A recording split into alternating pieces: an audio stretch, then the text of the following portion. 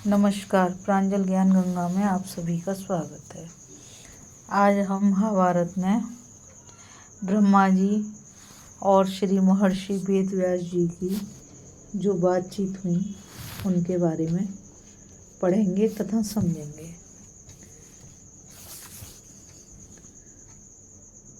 महर्षि, आप तत्व ज्ञान संपन्न हैं, इसलिए मैं तपस्वी और श्रेष्ठ मुनियों से भी आपको श्रेष्ठ समझता हूँ। ब्रह्मा जी ने कहा, आप जन्म से ही अपनी वाणी के द्वारा सत्य और वेदार्थ का कथन करते हैं, इसलिए आपका अपने ग्रंथ को काव्य कहना सत्य होगा। उसकी प्रसिद्धि काव्य के नाम से ही होगी। आपके काव्य से श्रेष्ठ काव्य का निर्माण जगत में कोई नहीं कर सकेगा। इस बात को ब्रह्मा जी कह रहे हैं श्री वेद व्यास जी से। आप अपना ग्रंथ लिखने के लिए गणेश जी का स्मरण कीजिए। आप और हम भी गणेश जी का स्मरण करेंगे कि बोलो गणेश जी महाराज की जय। बोलो श्री गौरी सुत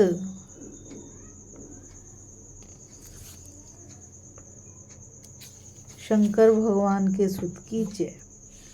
यह कहकर ब्रह्मा जी तो अपने लोक को चले गए और व्यास जी ने गणेश जी का स्मरण किया। स्मरण करते ही भक्त वांछा कल्पतरु गणेश जी उपस्थित हुए। व्यास जी ने पूजा करके उन्हें बिठाया और प्रार्थना की, भगवान, मैंने मन ही मन महाभारत की रचना की है। मैं बोलता हूँ, आप उसे लिखते जाइए। गणेश जी ने कहा, यदि मेरी कलम एक क्षण के लिए भी ना रुक सके तो मैं लिखने का काम कर सकता हूँ। व्यास जी ने कहा, ठीक है, किंतु आप बिना समझे ना लिखिएगा। गणेश जी ने तथास्तु कहकर लिखना स्वीकार कर लिया। भगवान व्यास ने कौतूहलवश कुछ ऐसे श्लोक बना दिए जो इस ग्रंथ की गांठ हैं। इसके संबंध में उन्होंने प्रतिज्ञा पूर्वक कहा कि 8,800 श्लोकों का अर्थ मैं जानता हूँ। शुकदेव जानते हैं, संजय जानते हैं या नहीं, इसका कुछ निश्चय नहीं है। वे श्लोक अब भी इस ग्रंथ में हैं। बिना विचार किए उनका अर्थ नहीं खुल सकता। और तो क्या, सर्वज्ञ गणेश जी जब तक क्षण तक उन श्लोकों के अर्थ का विचार करते थे, उतने में ही महर्षि व्यास दूसरे बहुत से श्लोकों की रचना कर डालते थे।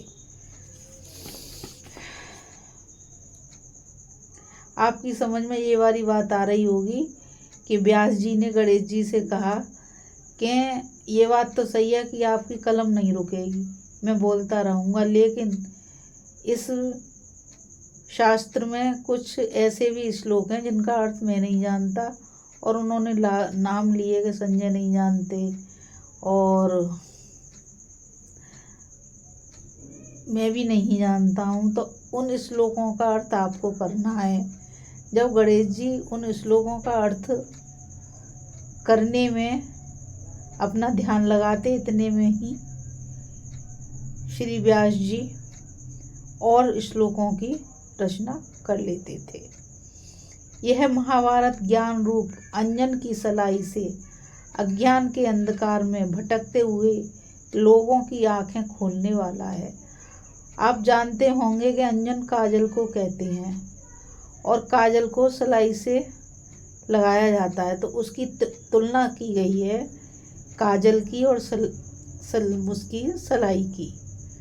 यह महाभारत ज्ञान रूप काजल है और इसको लगाने से आँखों में जो अंधकार है वह दूर होता है और आँखों को खोलता है, यानी कि आँखों में जो हमारे अज्ञान का भटकाव है उसको दूर करता है। इस भारत रूपी सूर्य ने धर्म, अर्थ, काम और मोक्ष चारों पुरुषार्थों का संक्षेप और विस्तार से वर्णन करके लोगों का अज्ञान अंधकार नष्ट कर दिया है। इस भारत पुराण रूपी पूर्ण चंद्र ने श्रुत्यर्थ रूप चंद्रिका को छिटकाकर मनुष्यों की बुद्धि रूप कुमुदों को विकसित कर दिया है।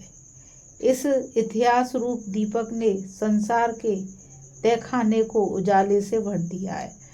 भगवान श्री कृष्ण देवपायन ने इस ग्रंथ में कुरुवंश का विस्तार, गांधारी की धर्मशीलता, विदुर की प्रज्ञा, कुंती के धैर्य, दुर्योधन आदि की दुष्टता और पांडवों की सत्यता का वर्णन किया है। इसकी प्रत्येक कथा से भगवान श्री कृष्ण की अनिर्वचनीय महिमा प्रकट होती है। यह महाभारत रूप कल्प वृक्ष समस्त कवियों के लिए आश्रय स्थान है। इसी के आधार पर सब अपने अपने काव्य का निर्माण करेंगे। जो श्रद्धा पूर्वक महाभारत का अध्ययन करता है उसके सारे पाप नष्ट हो जाते हैं, क्योंकि इसमें देवर्षि, ब्रह्मर्षि, देवता आदि के परम पवित्र कर्मों का वर्णन है। इसमें सनातन पुरुष भगवान श्री कृष्ण का स्थान पर कीर्तन है।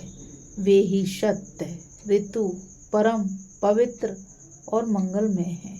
वे अविनाशी, अविचल, अखंड ज्ञान स्वरूप पर ब्रह्म हैं। बुद्धिमान लोग उन्हीं की लीलाओं का गायन करते हैं। वे सत्य और असत दोनों हैं। जगत की सारी चेष्टा उन्हीं की शक्ति से होती है।